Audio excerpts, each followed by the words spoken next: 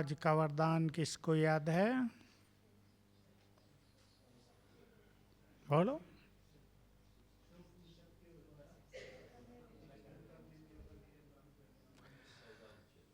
तो हमें स्वराज्य अधिकारी बनना है, तो किस पे विजय हो? मन और बुद्धि पर। बाकी कर्मेंद्रियों पर स्वतः ही विजय हो जाएगी। बाकी कर्मेंद्रियों में और कौन सी हैं जिन पर हमें विजय प्राप्त करना है? आँख, कान, मुख, जीभ। चार तो इम्पोर्टेंट। जीभ बोलने के लिए भी है और जीभ खाना, स्वाद, स्वाद इंद्रिय कहते हैं इसको इसलिए। और लोग ऐसा मानते रहे कि जिसने स्वाद इंद्रिय पर विजय प्राप्त कर ली वो बाकी पर भी विजय प्राप्त कर सकते हैं। मैं आप सभी का ध्यान दिलाऊं, कुछ दिनों से पहले और आगे भी देही अभिमानी बनने की बात मुरलियों में बहुत आ रही है ना। देही अभिमानी अनेक समस्याओं से मुक्त होने का आधार है। देही अभिमानी व्यर्थ संकल्पों से भी मुक्त करा देता है। पीछे गुह्य बात आ गई है 2-3 दिन पहले ही। पुरानी दुनिया से स्वतः ही लगाव खत्म होगा और नई दुनिया से लगाव होता जाएगा। बहुत ही गहरी बात है। जैसे ब्रह्मा बाबा को नई दुनिया का सीन सामने रहता था, हम भी इस पे ध्यान दें। जो कुछ हमें प्राप्त करना है वो भी हमारी स्मृतियों में रहे। मन बुद्धि पर हमें विजयी होना है। संसार में सबसे कठिन काम माना जाता है मन को जीतना, मन को सही दिशा देना, मन जो नेगेटिव हो रहा है उसको पॉजिटिव करना। आज संसार में जहाँ भी दुख है, अशांति है, कोई लोग परेशान हैं या चिंताओं में बहुत हैं, उसका कारण बोलो। मन इतना नेगेटिव हो जाता है कि उसे कंट्रोल ही नहीं किया जा सकता है। बुद्धि मन को कंट्रोल करेगी और बुद्धि में हमें क्या भरना है? सद्ज्ञान, पावरफुल ज्ञान। ज्ञान भी शक्तिशाली ज्ञान। ज्ञान के कई स्वरूप हैं। ज्ञान लाइट भी है जो हमें रास्ता दिखाता है, तो ज्ञान माइट भी है जो हमें शक्तिशाली बनाता है। तो ये ज्ञान हमारी विजडम भी है जो हमें दिव्य विवेक प्रदान करता है। ये हमें राह भी दिखाता है। ज्ञान से, बुद्धि से ही हम जानते हैं ना, ये करें ये नहीं करें। बुद्धि में ही तो हमने ज्ञान भरा है, उसको धारण किया है।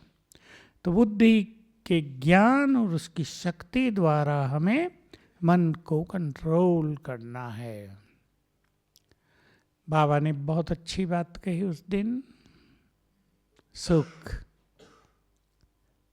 पवित्र आत्मा के दृष्टि, वृत्ति, कृति। कृति क्या?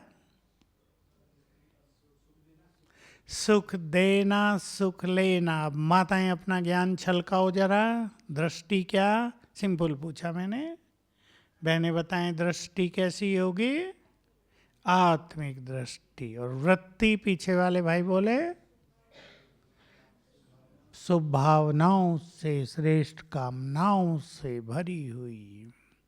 कभी बाबा कहा करते थे शुरू में, जब तुम्हारे अंदर संसार की हर आत्मा के लिए शुभ भावनाएं हो जाएंगी तब विनाश होगा। ऐसी वैसी भावना लगी रहती हैं जीवन में। किसी के प्रति कैसी भावना, किसी के प्रति कैसी भावना। तो बाबा ने विशेष किस पर बोला था? सुख, सुख लेना है और देना है। कई लोग अपनी सेवाओं से भी सुख लेते हैं, कई लोग अपने संबंधों से भी सुख लेते हैं, कई लोग अपने धन से भी सुख लेते हैं।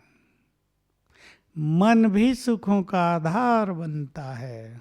मुरली का सुख, अमृत वेले का सुख, वो तो अनुपम है ही। कई लोग अपने धन से भी सुख नहीं लेते न देते। देखे ऐसे लोग? माताओं से पूछ रहे हैं, ऐसे लोग देखे आपने? जो पैसा तो है लेकिन सुख लेते देते नहीं, देखे? भाइयों ने तो देखे होंगे। दुख लेना और दुख देना, बहुत आत्माओं का ध्यान इस पर तो रहा है कि हमें किसी को दुख नहीं देना है। ध्यान रखते ही हैं और बहुत आत्माएं इसमें सफल हैं। वे मुख से कड़वे वचन न निकले, कोई ऐसा व्यवहार हम दूसरों से न करें, कोई कर्म ऐसा न करें जो अनेक आत्माएं दुखी हो जाएं। लेकिन दुख लेना नहीं है, ये बहुतों से आता नहीं है। उसका ही बाबा थोड़ा विस्तार कर रहे थे। कोई व्यक्ति हमें अनादर सूचक शब्द बोलता है, अपमान करता है। क्या कहा बाबा ने? कैसी चीज है ये, अच्छी या बुरी? तो ये खराब चीज है, ये बुरी चीज है, इसको लेना चाहिए? वैसे भी नहीं लेना चाहिए। और ये भी है कि जब हम कोई चीज नहीं लेते किसी की तो वो उसके पास रह जाती है। तो हम स्वीकार कर लेते हैं, इसने मेरा अपमान किया, हमने ले लिया। ये कहे ना कि इसने मेरा अपमान किया, हमने ले लिया, बुरी चीज को अपने अंदर ले ली, स्वीकार कर लिया। दुख शुरू हुआ, चिंतन बदला, दृष्टिकोण बदला, भावनाएं बदली, तुरंत बदल जाती हैं। हम उसको अपना मित्र नहीं समझेंगे। इसने 4 लोगों के बीच में हमारी इंसल्ट कर दी, ये शत्रु है हमारा, देखेंगे इसे टाइम पे, आने दो जरा मौका, इसको भी तो कभी मौका मिलेगा। तो सब कुछ बदल जाता है। अभी से चेंज करना हमें। किसी ने अपमान के शब्द बोले, यदि हम बहुत अच्छे स्वमान में रहते हैं तो अपमान फील नहीं होगा। बाबा के शब्द याद करें, जिसके अंदर अभिमान बहुत है उसे ही ज़्यादा अपमान फील होता है। छोटी छोटी बातों में भी होगा। घरों में हम देखते थे, गाँव में बड़े व्यक्तियों को जरा ऊपर की तरफ बैठाना होता है ना, खाट पे, सिराने की तरफ। अभी किसी ने, कोई बच्चा बैठा है वो खड़ा नहीं हुआ तो बड़े को गुस्सा आएगा, अपमान फील करेगा। देखो छोटी सी बात थी, वो प्यार से उसे कह भी सकता है, बेटा इधर को बैठ जाओ। हो सकता है बच्चे को इतना आता ना हो ज़्यादा। तो जिसमें देह अभिमान ज़्यादा है उसको अपमान की फीलिंग हर जगह होगी।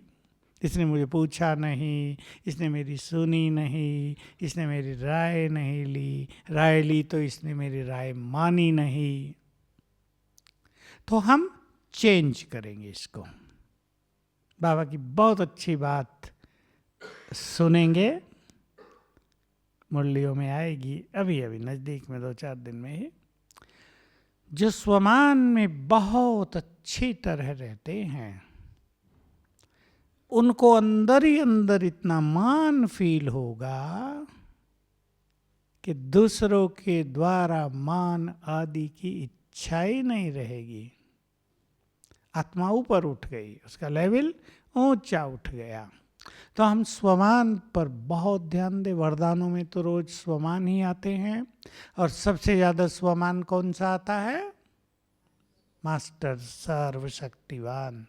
ये बहुत आता है क्योंकि इससे हम बहुत शक्तिशाली बन जाते हैं। और जब मनुष्य बहुत शक्तिशाली होता है, देखो दो पहलवान की कुश्ती होती हो, एक ने दूसरे को 10 बार हराया हो, अब 11वीं बार भी वो चैलेंज कर रहा है, तो इसको कैसा लगेगा?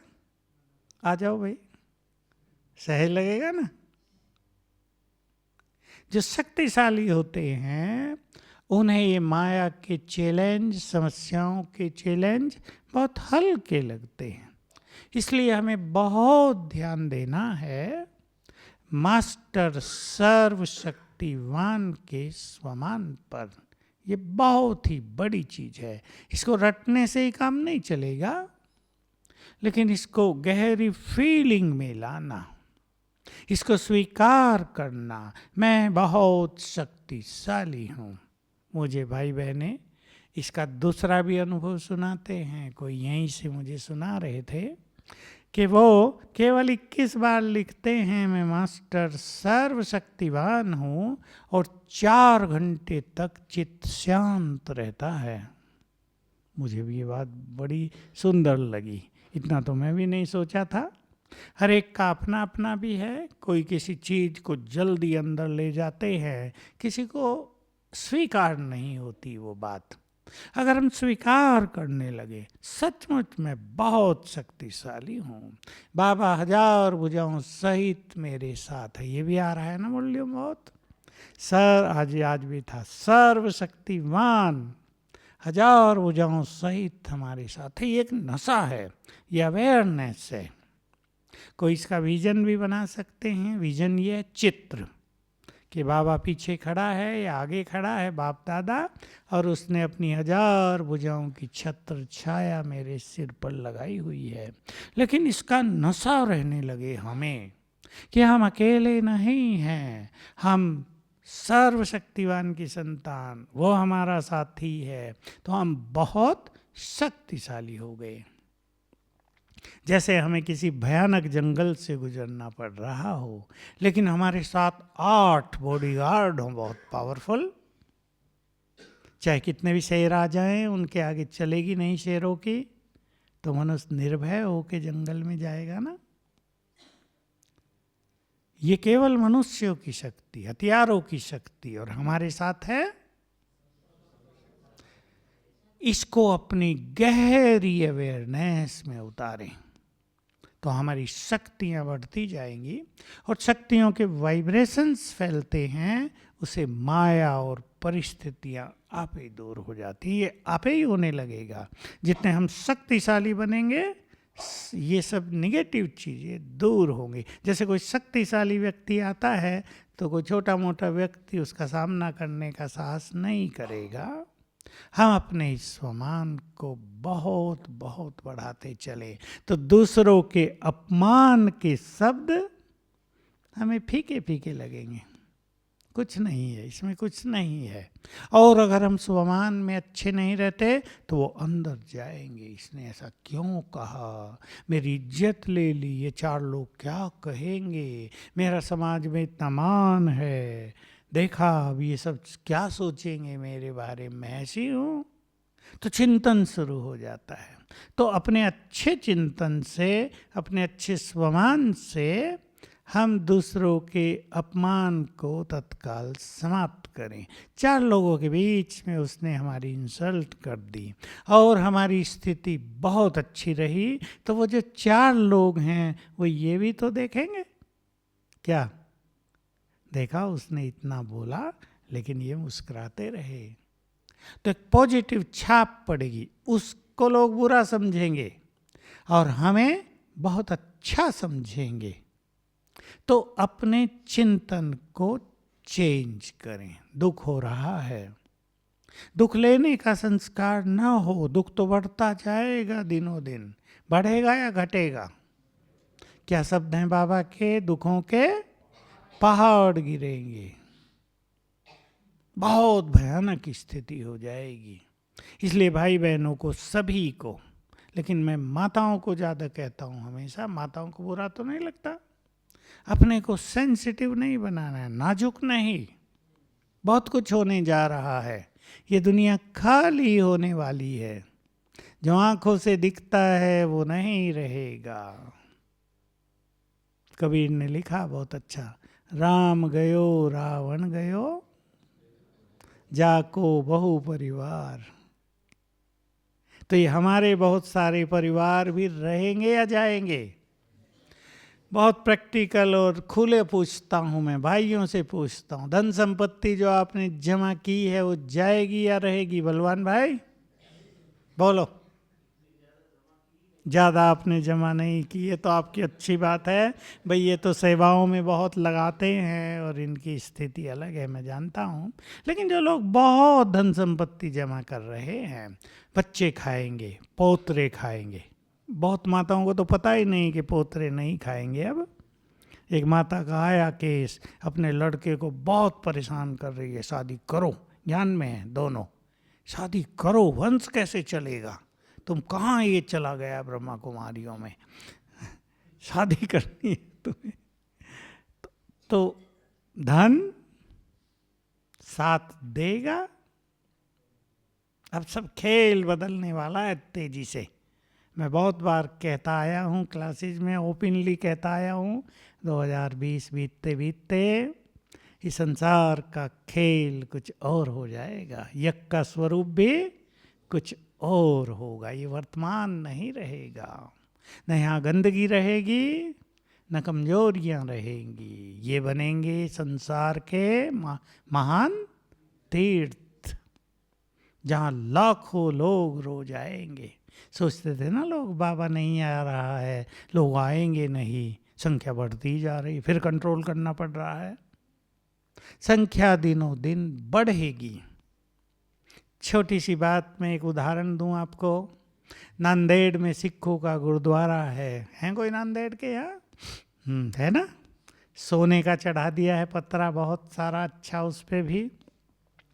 मैं भी 2-3 बार जा चुका हूँ। मैंने पूछा भाई इस गुरुद्वारे का महत्व क्यों है? यहाँ तो पंजाब भी नहीं है, ये पंजाब से बाहर आपका ये गुरुद्वारा इतना फेमस का सारे संसार से यात्री वहाँ सरदार लोग आते हैं। तो मुझे कहा, नाम तो मुझे भूल गया, कि फलाना गुरु 3 दिन यहाँ रहा था, यात्रा पर थे वो, प्रचार कर रहे थे, 3 दिन यहाँ ठहरे थे। सोच लिया ना आपने भी वही जो मैं सोचा था? मैं सोचा 3 दिन एक अच्छा गुरु, वो तो बहुत अच्छे गुरु थे सिखों के, वो वहाँ रहे तो तीर्थ बन गया उनके लिए वो। और जहाँ भगवान हजारों बार आए हों, जहाँ स्वयं ब्रह्मा के कदम पड़े हों और उसने महान तपस्या की हो, जहाँ जगदम्बा सरस्वती ने गहन तपस्या की हो, जहाँ अनेक पवित्र आत्माएं, है ना सभी? समझे अपनी पवित्रता के महत्व को। योगी आत्माएं, संसार की सबसे अधिक शक्तिशाली आत्माएं रहती हों, 3 दिन नहीं, पूरा जीवन, तो वो क्या बनेंगे? सोच लें सभी। वो स्थान संसार के महान तीर्थ बन जाएंगे। यह का रूप ही बदलेगा। ये किसी के विजन में नहीं है अभी तक, मुझे भी बहुत सारा नहीं है, पर थोड़ा थोड़ा तो है कि ऐसा स्वरूप होगा। और तब हम सभी यहाँ रहने वालों को, और आप माताएं जो गृहस्थ में रहती हैं, जिन्होंने अच्छा जीवन बनाया है, उन सबको अपने भाग्य पे नाज होगा। डांस किया करेंगी माताएं अपने भाग्य को देख देख कर, कि हमने 10 बार भगवान से मिलन किया मधुवन में जाके, हम रोज सवेरे उससे मिलते थे। तो सब कुछ बदल रहा है, बाबा की दृष्टि में है सब कुछ, उससे कुछ छुपा हुआ नहीं होता है। उसके पास प्लानिंग भी बहुत सुंदर है, हम उसकी प्लानिंग को जरा समझने की कोशिश करें, उससे कुछ छुपा हुआ नहीं है, ये उसका है कार्य। तो दुख लेना नहीं है, तैयार करेंगे अपने को। कुछ भी होता है, देखिए ये तो बहुत छोटी बात है ना, किसी ने बुरा बोल दिया, हमें ये कह दिया, हमने 1 मास सेवा की, देखो कईयों के साथ क्या होता है, 1 मास सेवा की यज्ञ में आके जाते हुए किसी ने कह दिया तुम कैसा, तुम काम ही नहीं करती थी, सोती रही हो, बस दुखी होके घर लौट रहे हैं।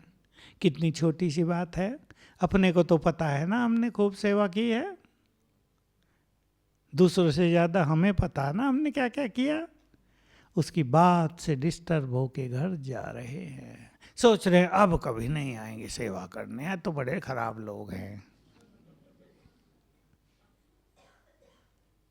और जो शक्तिशाली आत्माएं हैं वो क्या कहती हैं, ऐसी भी माताएं हैं, तुम कहते रहो हमने खूब सेवा की, हम खूब करेंगे और ज्यादा आया करेंगे। अब कहने वाले जितना ज्यादा कहें, करने वाले उतना ही ज्यादा अच्छा कार्य करें। मुझे एक बहुत अच्छी बात याद आ गई, बहुत पहले की बात है, मेडिटेशन हॉल बना था तो अव्यक्त बाबा मधुबन निवासियों से मिलने के लिए आए थे। वो 2 मिलन ऐसे सुंदर रहे, एक बार केवल भाइयों से मिले, दूसरी बार बहनों से मिले। अभी ओम शांति भवन नहीं बना था, वो एक मिलन ओम शांति भवन का भी है ऐसे, जिसमें बाबा केवल भाइयों से मिले थे। तो एक बहन जब बाबा के पास आई तो बाबा को बोलने ही नहीं दिया, न दृष्टि देने दी। आते ही कहा बाबा सब लोग मुझे बहुत बोलते हैं, मैं बहुत दुखी हूँ। फिर बाबा मुस्कुराए, फिर उसे दृष्टि दी, लेकिन दृष्टि को वो रिसीव नहीं कर रही थी, क्योंकि वो अंदर उसके चल रहा था, ये बहुत बोलते हैं, बीमार रहती है, बहाना करती है, कुछ नहीं है इसको, ऐसे ही सेवा नहीं करना चाहती। बोलते हैं ना ऐसे लोग, माताएं ज़्यादा बोलती हैं भाई लोग। बोलो बोलो फटाफट उत्तर दो, हैं? सेफ्टी कर रहे हैं भाई लोग, पर माताएं कह रही हैं कि माताएं ज़्यादा बोलती हैं। बोलना नहीं चाहिए, बोलने से दूसरों को हर्ट होता है। तो बाबा ने उसे जो सुंदर बात कही थी, मैं जानता हूँ वो उसको तो काम नहीं आई, लेकिन मेरे लिए तो बहुत सुंदर बात रही। बाबा ने 2-3 बातें उसको सुंदर कही। बोलने वालों का काम है बोलना, और तुम्हारा काम है अचल अडोल रहना। एक बात देखो कैसे चेंज किया जाता है नेगेटिव को पॉजिटिव में, भगवान स्वयं सिखाता है। दूसरा कहा, जब बोलने वाले बोलना नहीं छोड़ते तो तुम अपनी स्थिति को क्यों छोड़ती हो। अब बोलने वाले तो बोलते ही रहेंगे, आप परेशान होंगे तो बोलने वालों को उमंग और आएगा, जरा और ज़्यादा बोलते हैं। ये ह्यूमन साइकोलॉजी है ना। ये दोनों बातें बहुत ही सुंदर हैं, ले लें हम अपने अंदर इसको जीवन में। बाबा ने कितनी अच्छी बातें सिखाई। तो इस तरह देखो, बोलने वालों की कमजोरी है बोलना, और इससे हम और शक्तिशाली बन जाएं, अचल अडोल स्थिति बना लें कि हमें अपनी स्थिति को खोना ही नहीं है। इनके बोल के कारण थोड़ा ही हमें अपनी स्थिति बिगाड़नी है। और बाबा ने फिर मुरलियों में कई बार ये सुंदर बातें भी कही, बातें तो आती हैं और जाती हैं, प्रवाह है ना, ड्रामा चल रहा है। तुम इन जाने वाली बातों से अपनी खुशी को क्यों गुम करते हो। बहुत अच्छी अच्छी बातें बाबा ने इन बातों के लिए कही, जिनको हम बहुत वैल्यू दे देते हैं कभी कभी। बातें बड़ी नहीं हैं, बड़े तो तुम हो। बहुत सुंदर ये बाबा के महावाक्य हैं। हर बात छोटी है हमारे बड़ेपन के सामने। हम पूर्वज, संसार की महान आत्माएं, इस देव देवियां, प्रकृति के मालिक, और बातों से परेशान। सोचेंगे, अपने से बात करेंगे। तो जो मनुष्य अपने जीवन को वैल्यू देता है, जो मनुष्य अपनी स्थिति के मूल्य को समझता है, वो समय को भी महत्व देता है, संकल्पों को भी महत्व देता है, और इन छोटी छोटी बातों में विचलित नहीं होता। तो बहुत ध्यान देंगे, हमें दुख लेना नहीं है। आने वाले समय में हमें सबको सुख देना है। अगर दुख लेने की आदत पड़ जाएगी, छोटी छोटी बातों में दुखी रहने का संस्कार पड़ जाएगा, तो हम दूसरों के दुख निवारण नहीं कर सकेंगे। सोचो, उस दिन की कल्पना करो जब बहुत मृत्यु होने लगेंगी, जब संसार में मौतों का एक तांडव नृत्य होने लगेगा। मुझे याद है जब हम छोटे थे तो लोग सुनाया करते थे कि चेचक का प्रभाव फैला था, तूफान चला था, गांव के गांव खाली हो जाते थे। एक को जला कर आ रहे, दूसरा तैयार, उसको जला के आ रहे, तीसरा तैयार। का रोना भी छोड़ दिया था लोगों ने। प्लेग भी कभी फैला भारत में, यही हाल हो गया था। तो जब ऐसी परिस्थिति आएंगी तब हमें वाइब्रेशंस देकर दूसरों को मदद करनी होगी। इसलिए अभी से अपने को हम बहुत स्ट्रॉन्ग बनाएं। मैं मास्टर दुख हरता हूँ, सुखदाता की संतान सुख देने वाली हूँ। एक एक को नहीं, तब तो संसार को हम सुख देंगे। ऐसा समय, ऐसा चैलेंज हमारे सामने उपस्थित होने जा रहा है। तो अपने को नाजुक नहीं बनाएंगे, नहीं तो क्या होगा। देखो, एक चीज और बहुत भयानक होगी। किसी ने एटम बम छोड़ दिया, कई लाख लोग मारे गए एक साथ, बल्कि आजकल तो संख्या करोड़ों में जाएगी। करोड़ों लोग मारे गए। आत्माएं अभी परम धाम नहीं जाएंगी, क्योंकि द्वार खुला नहीं है। उनके विकर्म भी तो विनाश होने हैं ना। अब वो आत्माएं ऊपर भटक रही हैं आकाश में, तो नीचे वालों पर उनका बुरा इफेक्ट रहेगा ही। उनको दुख, उनके दुखों के वाइब्रेशंस नीचे वालों के सुखों को हरने लगेंगे। उनकी बैड एनर्जी बहुतों को सोने नहीं देगी रात को। वो भटकते हुए इधर उधर दिखाई भी देंगे, तो संसार में भय का माहौल बहुत फैल जाएगा। हमें इन सब से बचने के लिए मास्टर सर्वशक्तिवान, अब अभ्यास की बात नहीं रहेगी, हमें मास्टर सर्वशक्तिवान बन जाना होगा। प्रैक्टिकल बनना पड़ेगा कि छोटी छोटी बातें भी हमें न हिलाएं और बड़ी बातें भी हमें न हिलाएं। हमें याद रहे, क्या याद रहे, कि अब सभी को घर जाना है, मुक्ति का समय आ गया है। ये स्मृति स्वरूप हमें होना पड़ेगा। खेल पूरा हो रहा है, सबके जाने का समय आ गया है। बिल्कुल स्मृति।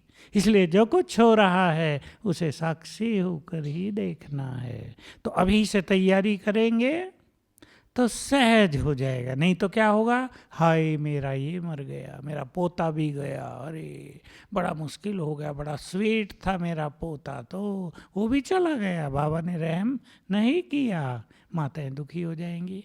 अब माताओं के चेहरे देखो जरा ये बात सुन के। क्यों माताओं के चेहरे ढीले क्यों हो गए भाई? जाना है या नहीं आपके पोतों को भी? बात तो खराब है थोड़ी सी। कहाँ जाना है ये तो सोचो। कहाँ जाना है? एक तो भगवान के पास, दूसरा मुक्त हो जाएंगे और बहुत सारे स्वर्ग में आ जाएंगे। इसलिए घबराने की बात नहीं। तो फिर मैं वही बात कह रहा हूँ, मैं थोड़ी कड़वी बात कह दी है। माताओं के चेहरों पे थोड़ी वैसी भाव आ गए हैं कि कैसी खराब बात बोल रहे हैं। नहीं आए? नहीं आए। दुख लेने का संस्कार न हो। सेकंड में हर बात को, बाबा के शब्द थे, उड़ाते चलो। किसी ने बुरे शब्द बोल दिया, कुछ नहीं है ये, उसके शब्द उसके पास। अपने में विश्वास, अपनी शक्तियों में विश्वास और बाबा में विश्वास, अपने सुंदर पाठ में विश्वास, ये हमें बहुत श्रेष्ठ स्थिति तक पहुंचा देगी। तो बहुत ध्यान देंगे, और भी चीज़ों पे आप ध्यान दें। बीमारी हो गई है कोई शरीर में, अब होती हैं, उससे भी मन पीड़ित न हो, ऐसा अच्छा अभ्यास करें कि तन जैसे अलग, बीमारी मुझे है ही नहीं, इस तन को है, होने दो, मैं तो स्वस्थ आत्मा हूं। थोड़ी थोड़ी अच्छी प्रैक्टिस अभी से करेंगे तो नेचुरल स्थिति बनती जाएगी। और बहुतों को हम देखते हैं, बाबा ने कहा था कभी दादियों के लिए कि जो इष्ट हैं उन्हें कष्ट नहीं होता। गुलजार दादी को मैं देख के आया था, बॉम्बे गया था पीछे, मैंने देखा शरीर की स्थिति तो बहुत ढीली है, लेकिन मुझे उनके चेहरे को देख के लगा कि इन्हें कोई पीड़ा वीड़ा नहीं है, ये मुक्त हैं उससे। बस जैसे आत्मा शरीर में है, पाठ पूरा करना है उनको, थोड़े बहुत हिसाब किताब है पूर्ण करने हैं, लेकिन कोई पीड़ा उन्हें नहीं है। और नीलू बहन ने कई बार कहा कि दादी मधुबन के लिए कुछ मैसेज देना है, सब बहुत अच्छा है। एक ही लाइन 3 बार बोली, सब बहुत अच्छा है। तो हम भी ऐसे डिटैच होने की प्रैक्टिस अभी करते रहें। तो सभी का ये परम कर्तव्य है, अपने अपने घरों में भी सुख शांति के वाइब्रेशंस फैलाएं। सभी को, जो गृहस्थ में रहते हैं भाई या बहनें, पर माताओं को मैं इसलिए ज़्यादा कहता हूँ कि जो माताएं नौकरियों में नहीं हैं, अपने घरों में रहती हैं, उनको अपने घरों के माहौल को बहुत पावरफुल बनाना है। जिस घर का माहौल पावरफुल होगा, वहाँ क्या क्या नहीं होगा, बोलो भाई उत्तर देंगे। भय नहीं होगा, ये भटकती आत्माएं उधर देखेंगी नहीं। और क्या नहीं होगा वहां, हेम सिंह भाई बोलो बोलो। घर मंदिर भी होगा, समस्याएं भी नहीं होंगी वहां, ये रोग शोक भी हटते जाएंगे वहां से। आपके बच्चे सब अच्छे रहेंगे वहां, क्योंकि कई परिवारों में आजकल बच्चों की समस्याएं बहुत है, छोटे बच्चे भी। एक बच्चे की कहानी आ जाई, 12 साल का है केवल, अब उसकी माँ विदेश में है, उसका डिवोर्स हो गया था, उसकी दूसरी शादी हुई, छोटी आयु थी, अब ये बच्चा नाना नानी के पास रहता है दिल्ली में, 12 साल की आयु का, इतना तंग करता है दोनों को, कहा गला पकड़ लेता है, दबाऊंगा माँ का, नानी का।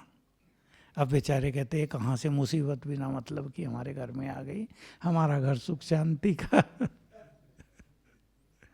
तो बच्चों की ये समस्याएं, कई केस आज ही मेरे पास आए, छोटे बच्चे अति तंग कर रहे हैं। एक की और कहानी आई, वो केवल 6 साल का, अति तूफानी, अति मैंने शब्द बोला है, ये भी कम है उसके लिए।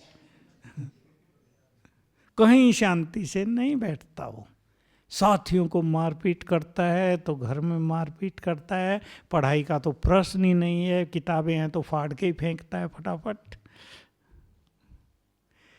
अगर घर में बहुत अच्छे वाइब्रेशंस फैलाएंगे तो ये सब चीज़ें स्वतः ही ठीक हो जाएंगी। ये योग की शक्ति के वाइब्रेशंस, 3 चीज़ों पे मैं ध्यान दिलाऊंगा, योग की शक्ति, प्योरिटी की शक्ति, और तीसरी जो माताओं के हाथ में है, पवित्र भोजन की शक्ति।